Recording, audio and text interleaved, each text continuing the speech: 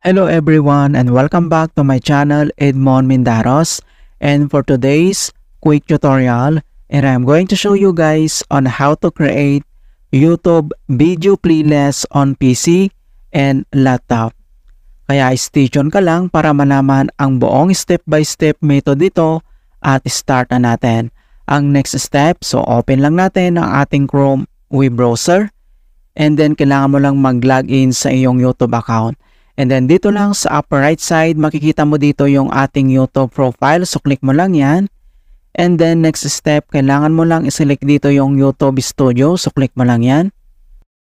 And madadirect tayo dito sa ating YouTube Studio channel dashboard. Okay? So kung paano ba tayo mag-create ng playlist. So dito lang sa upper right side, makikita mo dito yung create. Besides sa ating YouTube profile. And then i-click mo lang dito yung create. And next step, makikita mo kaagad dito yung new playlist. Okay, ito siya. So, click mo lang yan. And then, ito na. So, create a new playlist. So, dito sa playlist title ay kailangan lang natin itong i-fill out. Okay, so lagyan lang tayo ng title. Okay, so once nalagyan mo na yung title and then next, ito naman yung kanyang descriptions. Okay, so lagyan lang tayo. So once nalagay mo na yung description and then scroll down lang tayo at dito sa kanyang visibility and sort order. So dito may mga option na pwede mong i-select, pwedeng public, private or unlisted yung playlist mo. Okay, so select ka lang dito. So click mo lang yung public. And next step, dito naman sa kanyang default video order. So may mga option dito na gusto mo. So pwedeng date publish yung newest from oldest, most popular, date added, oldest, and newest, and then yung manually sorted in YouTube. So, sili ka lang dito kung anong gusto mong option dito mga kaibigan sa settings niya. Alright, so click mo lang yan.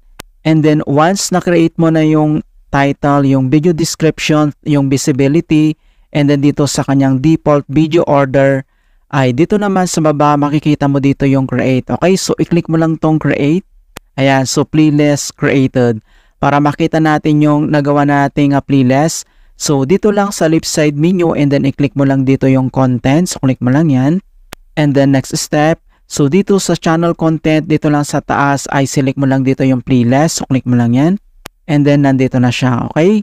So, makikita mo na dito yung na-create na natin na new playlist. Ito siya. Alright? So, pwede mo itong i-edit or i-customize. So, i-click mo lang dito yung pin icon. So, click mo lang yan. And then, ito na siya. So, nandito lahat yung mga playlist details. So, pwede mo itong i-edit kaagad.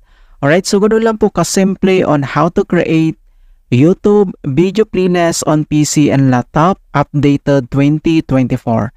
And please don't forget to like this video and subscribe to my channel for more quality content. Thank you guys and see you in my next tutorial.